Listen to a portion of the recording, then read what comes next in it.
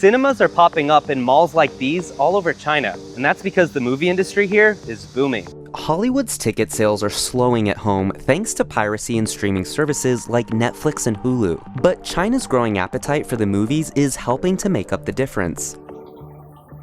With a massive population of nearly 1.4 billion people, China is the world's most populous country and has become a lucrative market for many industries. And in the first quarter of 2018, it surpassed the US in box office revenue for the first time. So perhaps it's no wonder why Hollywood is now catering to a whole new audience.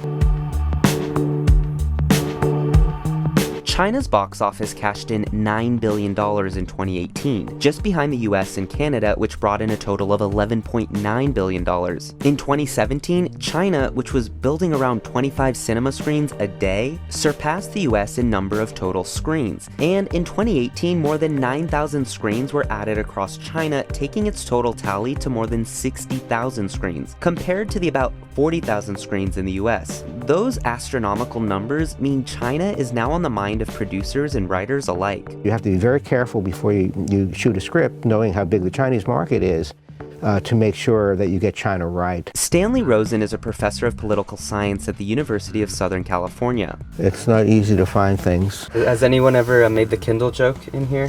What is, oh no, but... Time to get a Kindle? A Kindle, yeah, well, I've come close to getting a Kindle. As much as 70% or more of a blockbuster film's box office comes from overseas, not from North America, and China's a big part of that. You've really got to get the China portion right. Under an official government quota, China only allows 38 foreign films into the cinemas each year. That's to preserve its cultural and financial interests. But in recent years, that number has quietly grown. In 2017, China imported 40 films, and in 2018, it rose to 42. But that's still a small fraction of the hundreds of movies released in the US and Canada every year. The trend in box office sales has prompted Hollywood to now seriously consider the Chinese audience, in some cases casting specific actors and even rewriting movie scripts. In Tom Cruise's Top Gun sequel, the Japanese and Taiwanese flag were allegedly removed to appease China. And if you watched Bohemian Rhapsody in China, well, the movie was about 3 minutes shorter, after references to Freddie Mercury's sexuality were removed from the original release. Mr. Schwartz, call me Marvin.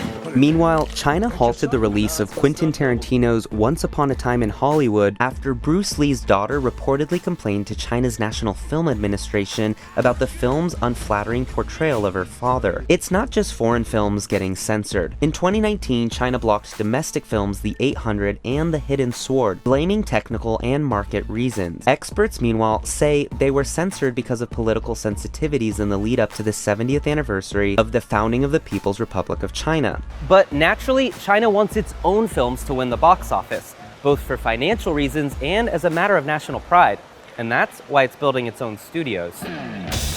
In 2018, Dalian Wanda Group opened the world's biggest movie studio, which was touted as China's answer to Hollywood. That same company bought iconic American cinema giant AMC. It was founded in 1920 in Kansas City, Missouri, and in 2012, Dalian Wanda Group paid $2.6 billion to acquire the company. The acquisition would make AMC the largest movie theater chain in the world. It later sold part of its stake due to mounting debts. Hollywood wants two things from China. They want the film market in China, and they want Chinese money. Well, Chinese money is now drying up compared to the past, but the film market is still there, and that hasn't changed.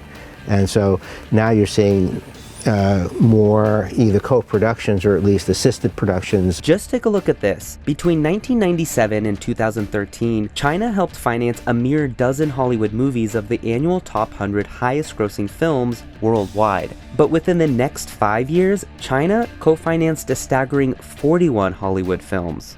For example, Alibaba invested and promoted Paramount Pictures' Mission Impossible films Fallout and Rogue Nation, while China's Bona Film Group funded Once Upon a Time in Hollywood, despite never making it to Chinese screens. China wants to be the largest film market in the world as quickly as possible, and Hollywood's absolutely essential to that. You see, while Chinese investment has made its mark on Hollywood, the domestic film industry is struggling. After a decade of rapid growth, the Chinese government's crackdown on tax evasion means that movie producers are struggling to get the funding they used to. Profits at all but 3 of China's 15 listed TV and movie companies fell in 2018. And even China's best-paid actress Fan Bingbing mysteriously disappeared from the public eye for 3 months. When she appeared again, she promised to pay back taxes and more than $100 million in fines to tax authorities. Experts predict that by 2020, China will be the world's largest cinema market, with box office revenue expected to jump from $9.9 billion in 2018 to $15.5 billion by 2023. And it will have Hollywood to thank. More than a third of China's highest-grossing films over the last 2 years were made in the US. Is Hollywood selling out or cashing in? Hollywood's in the business of selling out and cashing in. The two go together. Hey guys, it's Upton. Thanks for watching. Check out more videos and let us know in the comments, do you think China's influence will continue to grow in Hollywood? While you're at it, subscribe to our channel and I'll see you next time.